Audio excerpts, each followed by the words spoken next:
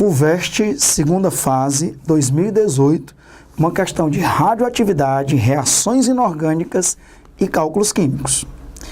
No acidente com o Césio 137, ocorrido em 1987, em Goiânia, a cápsula que foi aberta inadvertidamente continha 92 gramas de cloreto de Césio 137.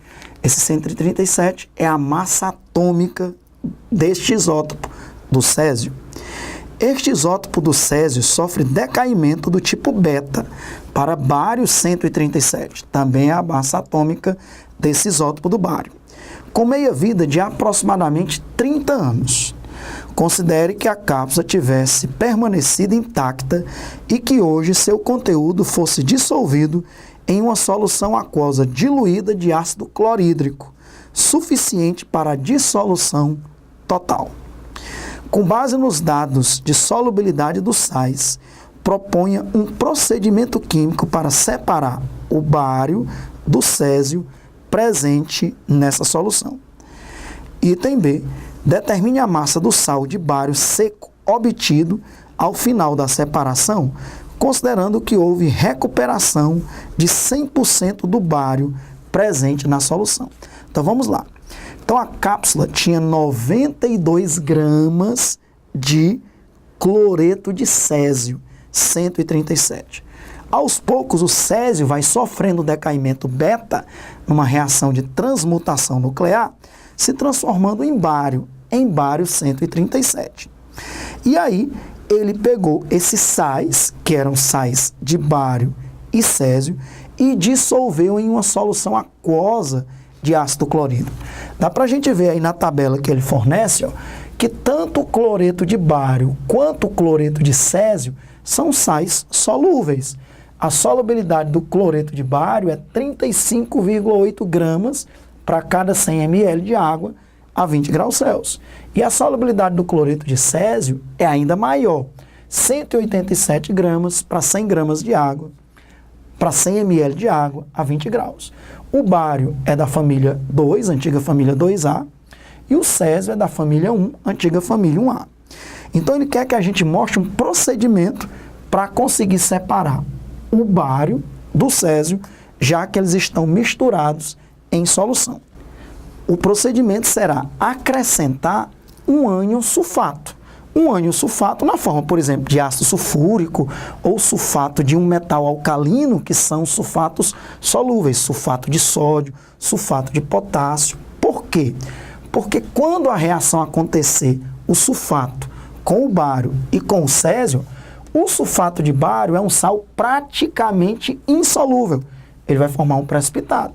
Enquanto o sulfato de Césio é um sal solúvel. Então, se você fizer uma filtração, você vai conseguir separar o bário do Césio. Então, vou colocar isso aqui, ó. Para responder o item A, eu vou adicionar H2SO4, uma solução aquosa de ácido sulfúrico, ou sulfato de sódio, por exemplo, uma solução aquosa de sulfato de sódio ou sulfato de potássio, qualquer sulfato de metal alcalino, família 1A. Porque vai ocorrer a seguinte reação. Então, vou ter aqui o cloreto de bário, que vai reagir com ácido sulfúrico, e da mesma forma, o cloreto de Césio, que vai reagir com ácido sulfúrico. Vamos ver o que vai produzir dessas duas reações. São duas reações fáceis de serem completadas, porque são duas reações de dupla troca. Você pega o positivo de um, junta com o negativo do outro e vice-versa. O bário é 2+, o cloreto é 1-. O Césio é 1+, o cloreto é 1-. Vamos separar também as cargas positivas e negativas do ácido sulfúrico. O sulfato é 2- e o hidrogênio é 1+. Então, vamos pegar o positivo de um e juntar com o negativo do outro e vice-versa. O Ba2+ com SO4 2-, ó, cargas iguais, cancela, fica o BaSO4, sulfato de bário, que é um sal, ó, praticamente insolúvel, ele forma um precipitado. Ok? E vamos pegar o positivo de um e juntar com o negativo do outro, vai dar 2H+ com 2Cl-, 2HCl. Que vai ficar em solução. Completando a segunda reação, o CS1+ com SO4 2-. Coloca o positivo na frente, o negativo atrás e inverte as cargas. Vai formar o CS2SO4 sulfato de césio, que é solúvel. Então, ele é solúvel. Mais 2H+ com 2Cl-, 2HCl. Então, ó, quando eu coloco para reagir com ácido sulfúrico, a mistura de cloreto de bário e cloreto de césio, eu vou produzir sulfato de bário e sulfato de césio. Só que tem um detalhe muito importante. O sulfato de bário é praticamente insolúvel, ele precipita. E o sulfato de césio, ele é solúvel, fica dissolvido na solução. O que é que eu faço agora? Eu faço uma filtração. Se eu filtrar essa solução que tem um precipitado, quem é que vai ficar retido no filtro? O sulfato de bário, que é praticamente insolúvel.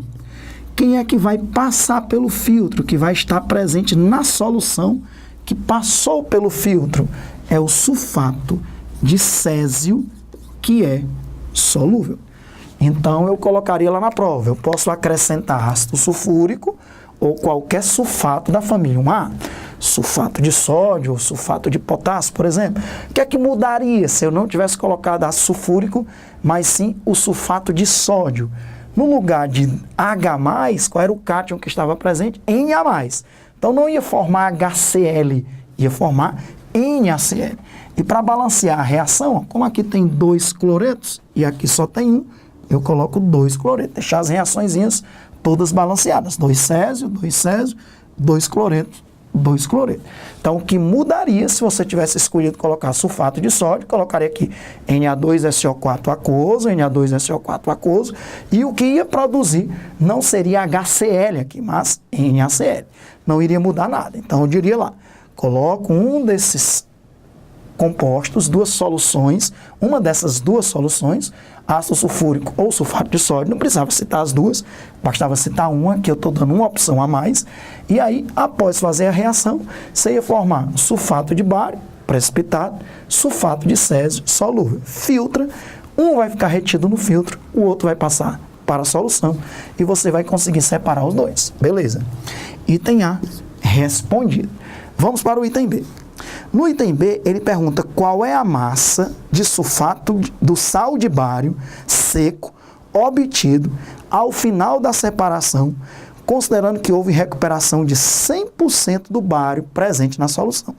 Não esqueça que ele disse na questão que o césio 137, após emitir uma partícula beta, a partícula beta tem carga -1, carga a gente coloca aqui embaixo, carga -1 e número de massa 0. E você obtém aí o bário 137.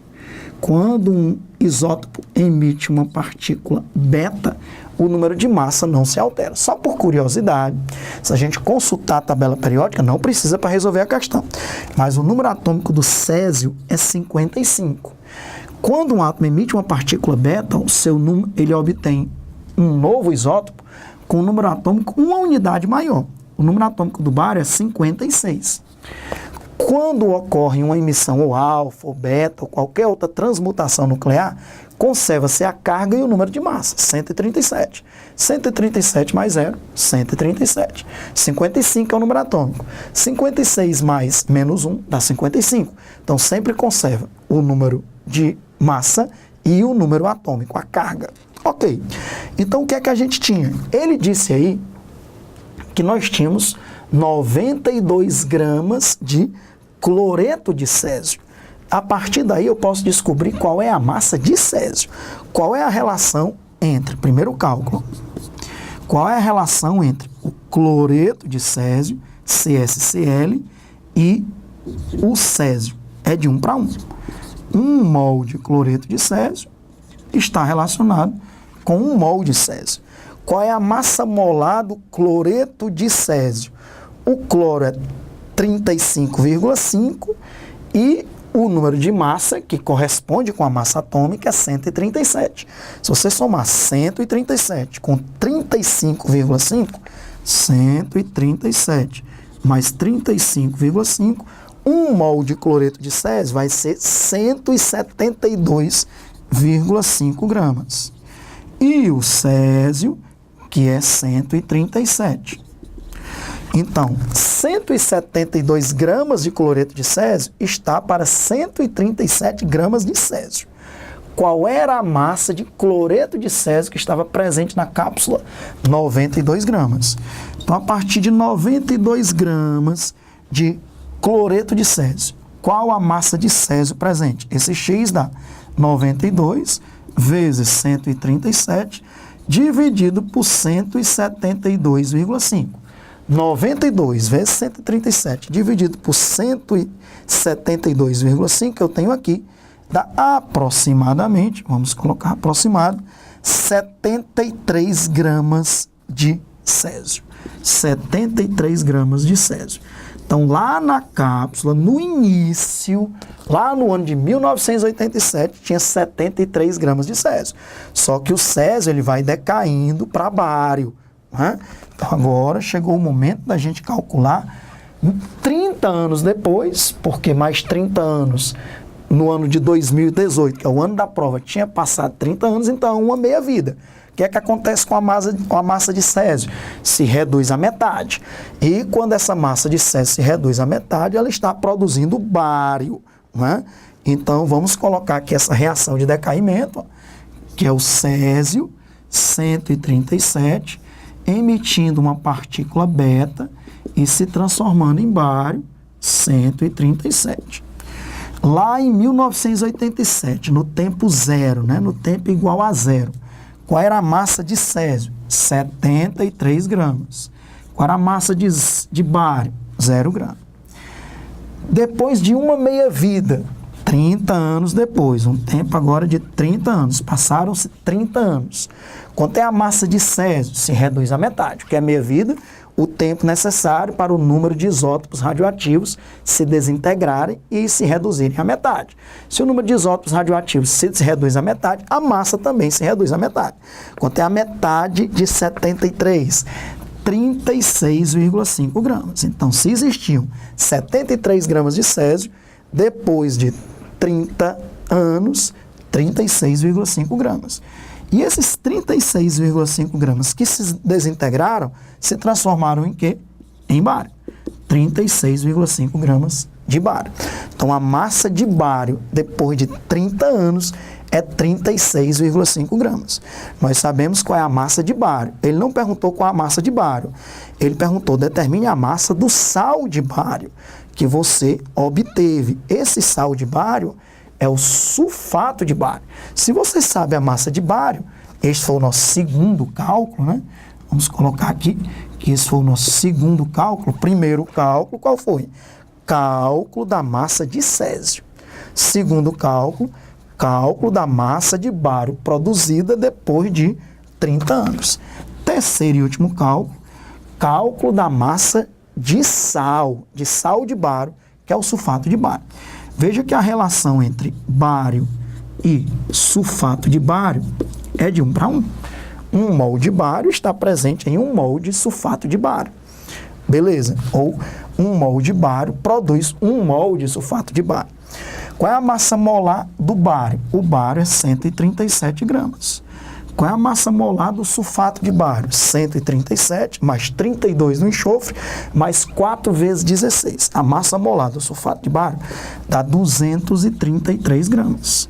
Se 137 gramas produz 233 gramas do sal, 36,5 gramas vai produzir que massa do sal? Y. Esse Y, vou colocar o cálculo aqui, vai ser 36,5 vezes 233 dividido por 137. Esse Y vai ser, eu tenho esse cálculo, 62,07 gramas, 62,07 gramas de BaSO4 de sulfato de bário. Essa é a massa do sal obtida depois de 30 anos, a partir do processo de separação que nós ilustramos no item A. Então, para a gente ficar bem esclarecido o que a gente fez, qual foi o primeiro passo? Cálculo da massa de césio. Onde? Em 1987. Lá no tempo zero, no começo da cápsula, né? Qual foi o segundo passo? Cálculo da massa de bário depois de 30 anos. Depois de 30 anos, depois que houve uma meia-vida, que é de aproximadamente 30 anos. E qual foi o terceiro passo? Cálculo da massa de sulfato de bário, de BaSO4, que foi obtida a partir do processo que a gente descreveu no item A. O bário foi precipitado na forma de sulfato de bário. Se eu descobrir a massa de bário, a partir da massa de bário dá para descobrir a massa de sulfato de bário, estabelecendo a estequiometria entre o bário e o sulfato de bário. Questão bem interessante, envolvia radioatividade, decaimento beta, cálculos químicos e também reações inorgânicas, uma reação aí de dupla troca. Questão resolvida da FUVEST 2018, segunda fase.